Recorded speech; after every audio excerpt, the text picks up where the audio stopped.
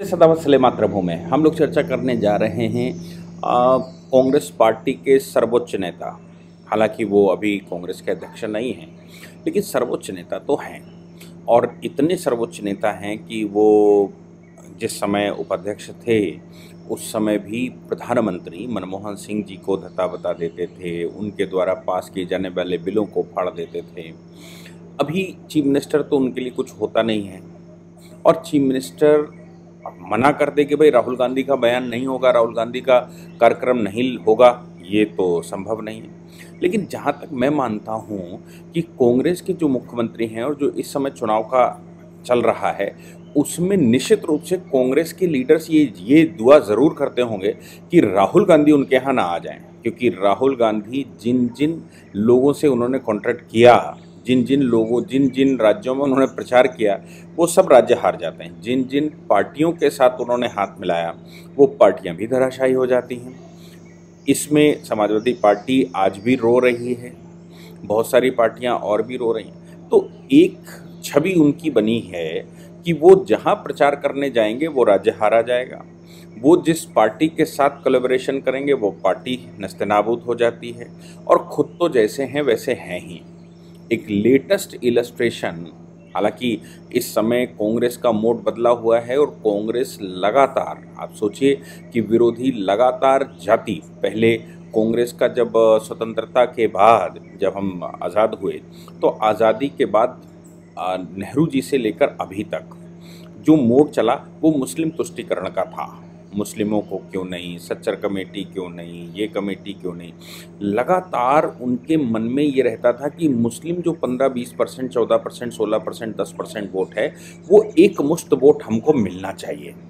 वो वोट मिलेगा और बाकी हिंदुओं के वोट से जो वोट मिलेगा, इससे सरकार बनेगी। और ऐसा वो करते भी है और सरकार वो बनाते भी है। लेकिन उस तुष्टीकरण की नीति को मोदी जी की जब सरकार आई 2014 में, तो वो तुष्टीकरण की नीति बिल्कुल एक्सप्लोड कर गई। वो सबको पता लग गई कि भाई माइनॉरिटी कमीशंस क्या कर रहे हैं, मिनिस्ट्री ऑफ माइनॉरिटी क्या कर रहा है, और पाकिस्तान बनने के बावजूद अब क्या क्या खेल खेल रहे हैं। सरकारों में भी मौलाना आज़ाद से लेकर सलमान खुर्शीद तक अच्छी भागीदारी रही, और जाकिर हुसैन से लेकर फ़खरुद्दीन अली अहमद, ये सभी मतलब इनकी, नूरुल हसन और ये सब, इनकी बड़ी अच्छी भागीदारी रही। और भागीदारी इतनी रही कि स्टेट रीऑर्गेनाइजेशन एक्ट जब पास हुआ तो कमीशन मुस्लिम का था, और उसने जो किया उसकी वजह से आज भी आपको कर्नाटक और इधर महाराष्ट्र में कन्फ्लिक्ट दिखाई दे रहा है। बहुत सारे राज्यों में बाउंड्री के कन्फ्लिक्ट दिखाई दे रहे हैं, क्योंकि जो जिस आधार पर होना चाहिए, इसकी एरिया उधर, उसका एरिया इधर, सब ऐसा सिस्टम बनाकर गए। कांग्रेस आज़ादी से पहले भी, ऐसा नहीं है कि कांग्रेस आज ऐसा कर रही है, आज़ादी से पहले गांधी जी के नेतृत्व में भी खिलाफत आंदोलन छेड़ा गया था। आपको खिलाफत के बारे में पता है ना? खिलाफत का मतलब खिलाफत करना नहीं था। खिलाफत का मतलब था जब ऑटोमन एम्पायर टूटी, मतलब जो यूरोपियंस ने ऑटोमन एम्पायर तोड़ दी, जिस पर टर्की का कब्जा हुआ करता था, और ऑटोमन एम्पायर तोड़कर अंग्रेज़ों ने और ईसाइयों ने ये घोषणा कर दी कि अब कोई खलीफा नहीं होगा। ऑटोमन एम्पायर का मतलब है खलीफा की सरकार।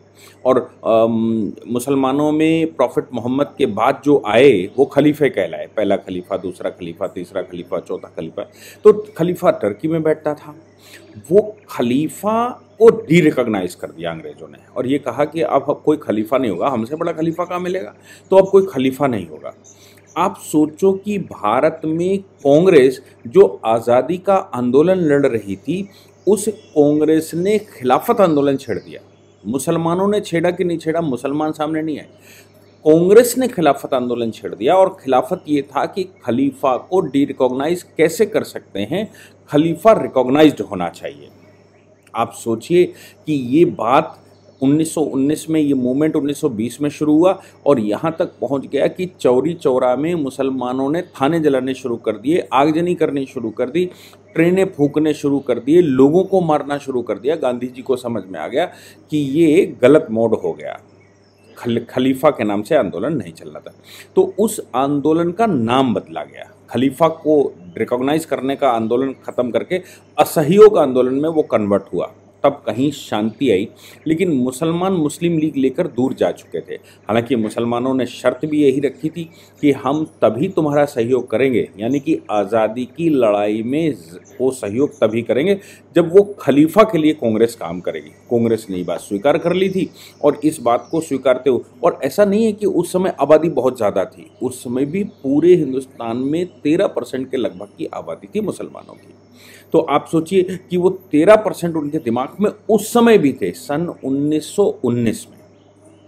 और वो चलते चलते जब जब उनकी मैच्योरिटी हो गई, तो ऐसी स्थिति में जिन्ना ने आंदोलन छेड़ दिया और कलकत्ते में कत्लेआम शुरू हो गया और डायरेक्ट एक्शन डे मनाया गया। क्योंकि पाकिस्तान जो आज का है वो एक्चुअली वो मुस्लिम बाहुल क्षेत्र नहीं था। मुस्लिम बाहुल क्षेत्र तो आज का जो बांग्लादेश है वो था। मुस्लिम लीग की स्थापना भी वहीं से हुई थी, तो वहीं पर मारकाट शुरू हुआ था।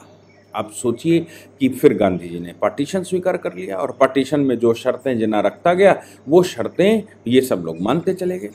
उस कांग्रेस को आज़ादी के बाद भी, पाकिस्तान बनने के बाद भी ये बात समझ में नहीं आई कि हम फिर से वही कर रहे हैं। तो नेहरू लिया का समझौता हो गया और मुसलमान जो पाकिस्तान जाने चाहिए उनको रोक लिया गया। आज सिचुएशन फिर वैसी आ गई है और कांग्रेस तुष्टीकरण पर चल दी। तो तुष्टीकरण पर तब से लेकर अभी 2014 तक वो मुस्लिम तुष्टीकरण पर खेल खेल रही थी। 2014 में वो तुष्टीकरण का जो मिथक था वो दूसरी पार्टी को, यानी कि हिंदुओं को पता लग गया, और हिंदुओं ने खुलकर उस तुष्टीकरण के विरुद्ध वोट कर दिया। ऐसा भी कहा गया कि भारतीय जनता पार्टी को मुसलमान का वोट नहीं चाहिए, ऐसा कहा गया। हालांकि पशमानदा इशू मोदी जी लगातार उठाते हैं, पशमानदा महिला इशू, ट्रिपल तलाक इशू, चार निकाह इशू, ये इशू उठाते हैं मुसलमानों के। लेकिन एक फिर भी समाज में अवधारणा ये है कि भाई मुस्लिम वोट से बीजेपी की सरकार नहीं बनती। चलिए मान लेते हैं। अब वो बात जो 79% पॉपुलेशन देश की है, वो 79% पॉपुलेशन में से एक बड़ा हिस्सा, मतलब जो हिंदुओं की पॉपुलेशन है उस पॉपुलेशन का 50% हिस्सा या उससे ज़्यादा मोदी जी के पक्ष में चला गया। तो अब 50% चला गया या 60% कुछ राज्यों में चला गया। तो ये बात उनको समझ नहीं आ रही थी कि आखिर खेलें कैसे। 2019 का भी चुनाव चला गया, कैसे खेलें। तो 2024 के चुनाव के लिए वो हिंदुओं के, अब वो मुस्लिम तुष्टीकरण भूल गए हैं, क्योंकि राहुल गांधी मंदिर भी जाकर देख लिए, पूजा भी करके देख लिए 2019 के चुनाव में, तमाम हग वो यज्ञ हवन करके देख लिए, उल्टा जनेऊ भी पहन कर देख लिए, कपड़ों के ऊपर से जनेऊ भी पहन कर देख लिए, सब कर लिया, सब कुछ कर लिया, लेकिन भाई सरकार नहीं बन पाई। तो अब उनको समझ में आया कि जो हिंदुत्व का इशू है वो इशू उनको लाभ नहीं देने वाला है। जब उनको मुस्लिम तुष्टीकरण इशू लाभ दे रहा था, लेकिन अब हिंदुत्व का इशू कर वो ओन भी कर लेंगे तो भी उनको लाभ नहीं देने वाला। कोशिश करके 2019 में उन्होंने देखी। अब वो इस बात पर आ गए कि हिंदुओं को कैसे तोड़ा जाए। तो हिंदुओं को तोड़ने के लिए वो एक नया शगुफा ले आए, वो थी जातिगत जनगणना। जातिगत जनगणना में वो बिहार में कर बैठे, घोषणा भी कर दी। अभी वो कोई ऑथेंटिकेटेड जनगणना नहीं है, वो एक सर्वे था। जनगणना तो केंद्र ही करवा सकता है, राज्य को जनगणना करवाने का अधिकार नहीं। और बिहार में जब उसके डेटा पब्लिश हुए थे तो उस समय बिहार के गांव-गांव से विरोध शुरू हुआ था कि साहब हमारे गांव में कोई आया नहीं, हमारे डेटा कैसे चला गया। अब इस विषय पर जो सवर्ण जाति बनती है, सवर्णों में कौन कौन बनता है, मैं कहूँ कि क्षत्रिय, ब्राह्मण, वैश्य और इस क्षत्रिय, ब्राह्मण, वैश्य और इसके अलावा कायस्थ, और इस तरह की और सारी जातियाँ, बहुत सारी जातियाँ हैं जो कि सवर्ण में बनती हैं। उनका मानना यह है कि उनकी आबादी लगभग 40% है देश में, और उनका मानना ये भी है कि भारतीय जनता पार्टी उनके वोट से बनती है। ये भी गलतफहमी हो सकती है कि उनको हो, और उनका कहना है कि 38-40% पॉपुलेशन है। लेकिन जातिगत जनगणना करवाना या जातिगत सर्वे करवाना और उसका डेटा पब्लिश करना, ये तो समाज के अंदर व्याधि पैदा करेगा। चलिए करवा लिया बिहार में। अब राहुल गांधी ने जो आज छत्तीसगढ़ में भाषण दिया उसमें कहा कि साहब 92 सेक्रेटरीज होते हैं। अब आप सोचिए कि जो आईएएस ऑफिसर है, जो आईएएस बनता है और बनकर अपनी उम्र का 20-25 वर्ष, 30 वर्ष निकालता है, 30 वर्ष 25 वर्ष के बाद कहीं वो कैबिनेट सेक्रेटरी के लेवल का बनता है, वो सेक्रेटरी बनता है। अब इनका कहना है कि जो सेक्रेटरी 92 सेक्रेटरीज हैं हर एक डिपार्टमेंट के, वो 92 सेक्रेटरीज में कितने ओबीसी हैं, इनका कहना है उसमें कितने एससी हैं, इनका कहना है उसमें कितने वनवासी हैं। हालांकि वनवासी शब्द इस्तेमाल नहीं करते हैं क्योंकि उनको सूट नहीं करता, उनको आदिवासी शब्द सूट करता है। आदिवासी का मतलब ओरिजिनल इनहेबिटेंट और बाकी सब विदेश से आए। ये आदिवासी शब्द उनको कि भाई यही आदिवासी हैं, बाकी सब बाहर से आए और उन्होंने कब्जा कर लिया, इसलिए वो आदिवासी शब्द इस्तेमाल करते हैं। मैं उसको वनवासी शब्द इस्तेमाल करता हूँ जो वनों में निवास करते हैं। तो अब उस विषय पर आप पूरा भाषण कर गए आज। उसके अलावा भी भूपेंद्र पटेल को के लिए जो कह दिया वो तो छोड़ दीजिए, मैं अभी उस पर आऊँगा। इसीलिए मैंने हेडिंग के लिए कहा इनसे कि हेडिंग ऐसी बनाइए कि भाई राहुल गांधी के इस बयान के बाद तो भारतीय जनता पार्टी की जीत सुनिश्चित करने जा रहे हैं वो। अब इनका कहना है कि उसमें इतने ओबीसी होने चाहिए, इतने एससी होने चाहिए, इतने एसटी होने चाहिए और ये भाई IAS, OBC, SC, ST IAS की परीक्षा में तो कोई रोल प्ले नहीं कर सकते। आईएएस की परीक्षा तो आईएएस की परीक्षा है, जो लंबे अनुभव के बाद वहाँ पहुँचते। इनका कहना था कि 5% वो हैं और 3% ये हैं, और बहुत भागीदारी तो 15% हो गई मोस्टली, मैक्सिमम 15% भागीदारी में क्या होता है, 5 ओबीसी हैं, 3 एससी हैं, 3 एसटी हैं और ऐसे 10-12 लोग हैं 92 में से। इससे क्या होता है, बाकी सब कौन सी जाति के हैं, क्या है, कैसा जाति उनकी निकालिए। और नरेंद्र मोदी जी तो ओबीसी जाति से आते हैं। अच्छा, ये भी इनके दिमाग में था कि ओबीसी अगर कोई सवर्ण बना होता प्रधानमंत्री तो निश्चित रूप में अटल बिहारी वाजपेयी होते तो निश्चित रूप से ये कहते कि साहब ओबीसी की भागीदारी क्या है, इनकी भागीदारी क्या। लेकिन प्रधानमंत्री तो खुद ओबीसी जाति से आते हैं और ओबीसी जाति से प्रधानमंत्री आते हैं। कुछ राज्यों में वो एससी कैटेगरी के भी हैं, कुछ राज्यों में वो उनकी जाति शेड्यूल कास्ट की कैटेगरी में आती है, बाकी मोस्टली राज्यों में वो ओबीसी जाति से आते हैं। तो भैया भारतीय जनता पार्टी का ओबीसी प्रधानमंत्री बना बैठा है। ओबीसी प्रधानमंत्री के नेतृत्व में मंत्रिपरिषद भी बहुत बड़ा ओबीसी का है। ऐसी सिचुएशन में अब वो प्रधानमंत्री के ऊपर कैसे प्रश्न करते हैं और कैसे सरकार पर प्रश्न करें और कैसे जातियों में तोड़ें, तो वो नया फार्मूला लाए कि साहब सेक्रेटरी ओबीसी प्रधानमंत्री, जिसके दिशा निर्देश पर पूरा देश चल रहा है, जिसके दिशा निर्देश पर पूरा विश्व विदेश नीति चल रही है, जिसके दिशा निर्देश पर विश्व में हमारा तहलका मचा हुआ है, जिसके दिशा निर्देश पर देश का निर्माण हो रहा है, वो उसको माइनस कर दीजिए और जिनको वो दिशा देता है, जो फॉलो करते हैं, उनमें से ओबीसी ढूंढ लीजिए। अब बजट कौन बनाता है, बोले साहब जो बजट बनाते हैं उसमें कितनी भागीदारी है। आप ये कौन से इलॉजिकल स्टूपिड शब्दों का इस्तेमाल उन्होंने किया, ये मुझे तो समझ आया नहीं। आप लोगों को समझ आया हो तो निश्चित रूप से लिखो नीचे। लेकिन मेरा मानना ये है कि ये विषय इस प्रकार से उठाना यानी कि देश को पीछे ले जाने बराबर है। जिसकी जितनी भागीदारी उसकी उतनी हिस्सेदारी, ऐसा बंटवारा कर रहे हैं क्या घर का? हमारे घर का बंटवारा कर रहे हैं कि भाई इनके 4 बच्चे हैं इसलिए ये ज़्यादा हिस्सा मिलेगा, इनके 3 बच्चे हैं इसलिए ज़्यादा। आप क्रिकेट मैच देखते होंगे या कोई भी मैच देखते हैं, देश को एक मैच की तरह रखिए कि वो एक टीम है। उस टीम में उस समय जिस समय गेम चल रहा होता है, इंडिया वर्सेस ऑस्ट्रेलिया चल रहा है, इंडिया वर्सेस पाकिस्तान चल रहा है, उस समय पटेल क्या कर रहा है या पठान क्या कर रहा है? आप सोचिए कि उस समय पटेल क्या कर रहा है, कि पठान क्या कर रहा है, कि गांगुली क्या कर रहा है। गांगुली मतलब कितने सवर्ण हैं, कितने ओबीसी हैं, कितने एससी हैं, कितने इसमें ये हैं, ये कभी देखा जाता है क्या? जिस समय गेम चल रहा होता है उस समय बाउंड्रीज की आवश्यकता होती है, उस समय अच्छे प्लेयर्स की आवश्यकता होती है ताकि पूरा मैच जिता कर ला सकें। और जो बाकी देखना है वो स्टाफ में देखना है। स्टाफ से मतलब है जो कर्मचारियों का स्टाफ है, जो वहाँ सहयोगियों का स्टाफ है। लेकिन जो टीम बनती है, जो टीम काम करती है, उस टीम में कोई ऐसे देखता है क्या?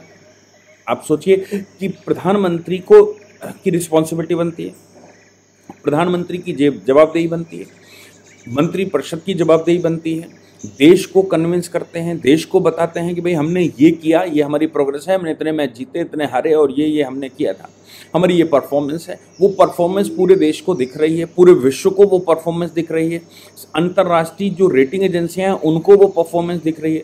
देश में आप एयरपोर्ट का स्ट्रक्चर देख लें, देश में आप रोड का स्ट्रक्चर देख लें, देश में आप वाटरवेज का स्ट्रक्चर देख लें, बिजली की सिचुएशन देख लें, या फिर और जो इंफ्रास्ट्रक्चर की बातें आती हैं जो सरकार को प्रोवाइड करना चाहिए, उन सब पर अगर आप ध्यान देंगे तो उनमें अब भारत किसी बड़े कंट्री से पीछे नहीं है। यानी कि वो अब चाइना और यूएस से पीछे नहीं है किसी मामले में। आप भारत में कोई भी व्यक्ति घुसे वो ये कह सकता है कि नहीं, एयरपोर्ट पर उतरे तो मैं किसी एयरपोर्ट पर उतरा हूँ, मैं रेलवे पर उतरा तो किसी रेलवे पर उतरा हूँ, मैं किसी रोड पर चल रहा हूँ तो वाकई में रोड पर चल रहा हूँ, मैं मार्केट देख रहा हूँ तो वाकई में सुंदरीकरण हो रहा है, मैं अगर किसी शहर में जाता हूँ तो वहाँ पर अर्बनाइजेशन हो रहा है, वहाँ सुंदरीकरण चल रहा है, वो मेट्रो सिटीज़ बन रहे हैं, वो स्मार्ट सिटीज़ बन रहे हैं, इंटरनेट विश्व में सबसे सस्ता भारत में है, इंटरनेट की सिचुएशन और जो इंफ्रास्ट्रक्चर चाहिए जिसके लिए लोग यूएस जाते हैं, जिसके लिए लोग इंग्लैंड जाते हैं, वो इंफ्रास्ट्रक्चर भारत सरकार तैयार कर रही है और दे रही है। लुटा पिटा भारत 100 वर्षों तक मतलब आप सोचिए कि अंग्रेजों के जाने के बाद काले अंग्रेज बैठे और ये भी उसी नीति पर तुष्टीकरण के उतर गए थे। तो अब देश ने संभलना शुरू किया। पिछले 9 साढ़े 9 वर्षों में देश की प्रोग्रेस देखने में आती है कि देश कहाँ चल रहा है, और ये इस बात को देखते हुए कि वो टीम में कितने % कौन से लोग हैं, जबकि मुखिया स्वयं ओबीसी है। आप सोचिए कि मुखिया स्वयं ओबीसी है, तो मुखिया ओबीसी होने के, और प्रश्न ये खड़ा करते थे आरएसएस में कितने सरसंघ चालक ओबीसी हुए, और फिर ये भी कहते हैं कि आरएसएस सरकार चलाती। आरएसएस, अगर ये कहा जाए कि आरएसएस में कितने सरसंघ चालक कौन सी जाति के हुए, तो उन्होंने प्रधानमंत्री क्यों ओबीसी बना दिया था, क्यों अडवाणी जी को पास करके प्रधानमंत्री बना दिया था। और एक्सक्लूसिव, अगर आप अभी सरसंघ चालक जी का भाषण सुनेंगे ये विजयदशमी वाला, तो आप देखिए कि कैसे सरकार की भूरी भूरी प्रशंसा उन्होंने की कि भाई सरकार की दिशा कौन सी सही है और कौन सी दिशा होनी चाहिए। इसके अंदर जातियां देखना, टीम के अंदर जातियां देखना, आप सोचिए कि कितना खतरनाक खेल खेल रहे हैं। ये सेम वही जो अंग्रेज खेलते थे। ये तो ठीक है, लेकिन इन्होंने जो एक बयान और दे दिया वो तो मुझे लगता है भूपेश बघेल को भी हजम नहीं हुआ होगा। भूपेश बघेल कौन सी जाति से आते हैं ये उन्होंने पूछा क्या? भूपेश बघेल ओबीसी से आते हैं क्या? भूपेश बघेल खुदे बघेल हैं।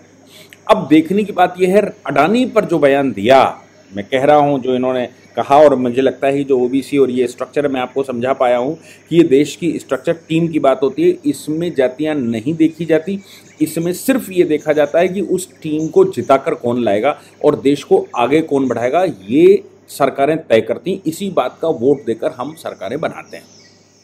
अडानी का विषय उठा दिया। अब अडानी के विषय में मतलब कांग्रेस उठा रही है, ठीक है, कांग्रेस उठा रही है विषय, लेकिन बात यहाँ पर आती है राजस्थान में अगले 5 से 7 वर्ष में 65,000 करोड़ रुपया अशोक गहलोत सरकार के समय पर मेमोरेंडम साइन हुए हैं अडानी के। महाअगाड़ी गठबंधन जिस समय सरकार थी महाराष्ट्र में, उस समय कितने सारे पोर्ट, दिघी पोर्ट पूरा का पूरा अडानी को उन्होंने दे दिया था कांग्रेस ने। 2015 में केरला ने, मतलब जहाँ पर कांग्रेस की सरकार थी, केरला ने लगभग 2000 करोड़ रुपए के उनको प्रोजेक्ट दिए थे। इसके अतिरिक्त यूपीए सरकार जिस समय थी, राहुल गांधी कह रहे हैं 10 बड़े प्रोजेक्ट अडानी को उन्होंने दिए थे जो 20,000 25,000 करोड़ रुपए के हुआ करते थे। आप सोचिए कि कांग्रेस के समय पर बहुत बड़े बड़े प्रोजेक्ट अडानी को मिले थे। मैं अडानी का पक्ष या विरोध नहीं कर रहा हूँ, ये भी नहीं कह रहा हूँ कि नहीं मिलने चाहिए। देश की एजेंसियां हैं, देश की एजेंसियों को काम करने का अवसर मिलना चाहिए। विदेशियों को कैसे रोका जाए, अगर उसके लिए कुछ पक्षपात भी करना पड़े देश की एजेंसियों के लिए, तो भारत सरकार को करना चाहिए। वो सरकार किसी की हो, वो चाहे सरकार कांग्रेस की हो या फिर बीजेपी की हो। कांग्रेस ने दिए होंगे, मैं उनका भी स्वागत करता हूं, और बीजेपी भारतीय कंपनियों को अगर बड़ा कर रही है तो हम उनका भी स्वागत करते हैं।